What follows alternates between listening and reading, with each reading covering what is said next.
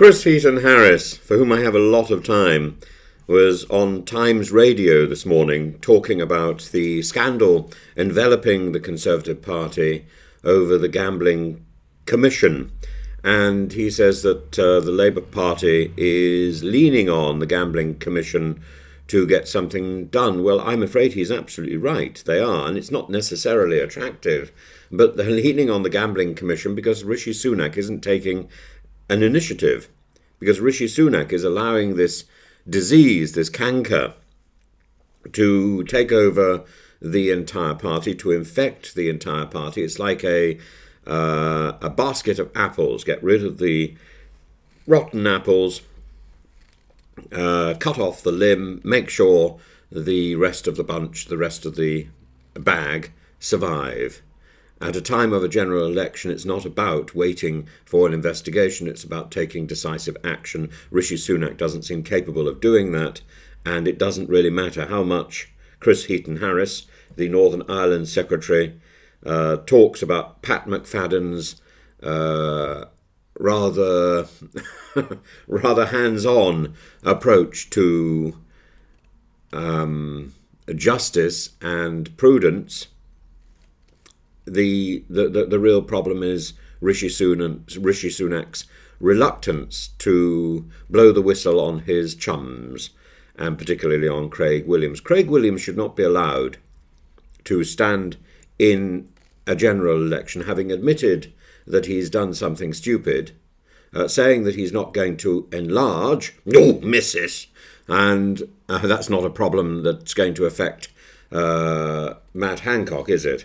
And then I think with Craig, Laura should go in the same direction. If a police officer, a police protection officer, has been suspended from duty, if the director of campaigning, if the data man have also stepped aside, it makes perfect sense that the candidates themselves, who are also caught up in this mess, whether they are guilty of having done something wrong or not, they are attracting too much attention. If they are not capable of acting with honour and taking one for the team, then they're certainly not worthy of election, and certainly not worthy of working as a unit in a professional and they would hope a successful party machine. They have demonstrated they're not up to the job. It's all me, me, me. There's too much me, me, me going on in the Conservative Party, and they are directly responsible for the dip in polling which is occurring at the moment. They are directly responsible, and will be directly responsible for the wipeout of the Conservative Party when it occurs. I think we're rapidly approaching the situation where this is not simply going to be a Labour landslide, this is going to be a Conservative rout. And I'm so sorry that I called this one out wrongly. I thought that the Labour Party was just going to squeeze into a fractional majority. I think that is now wrong, and it's wrong because of mistiming, because of misjudgment, but mostly because the errors of the past are now being magnified in the Conservative Party. The errors of cronyism, the errors of chumocracy, the errors of a failure to take proper responsibility, and the biggest error, which is that rhetoric and words are more important than actions, and the rhetoric of delay is more important than actions. We see this in the Windrush scandal, the treatment of the Windrush scandal, the treatment of the Grenfell disaster scandal. We see this in the post office scandal. We see this in the NHS whistleblowing scandal. We see this in the dealing with the PPE and people like Baroness Moan. It's an endless display of inadequacy. And in the end, if the public is called to put its cross next to a candidate they think is going to manifest trust and manifest competence, they're not going to put their cross next to a Conservative candidate. Doesn't really matter who else gets that cross. It's not going to be a Conservative candidate. During the campaign itself, Rishi Sunak has presided over a party that demonstrably cannot be trusted.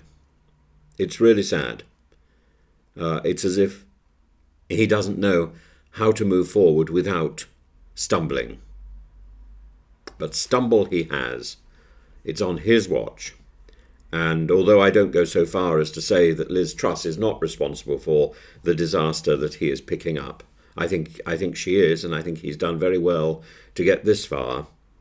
I think there's too much ill health in the Conservative Party itself to expect or anticipate any sort of success, and the longer it hangs on, under the people who are leading it and who are doing what they have always done, the more damage is done.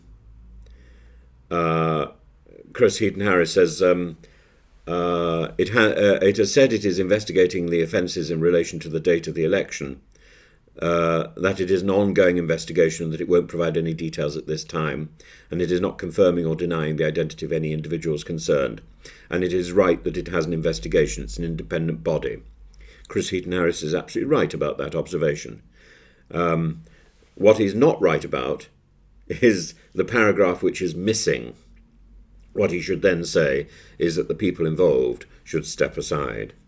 They should have the honour to do so. He then goes on, I actually think I saw that the leader of the Labour's campaign, Pat McFadden, wrote to try and put some undue influence on the Gambling Commission over the weekend, and I think that is actually pretty concerning in itself. Labour trying to lean on yet another independent body, like it leant on the Speaker of the House of Commons to not have a vote on Gaza. Absolutely right, Chris. Absolutely right. But that misses the point.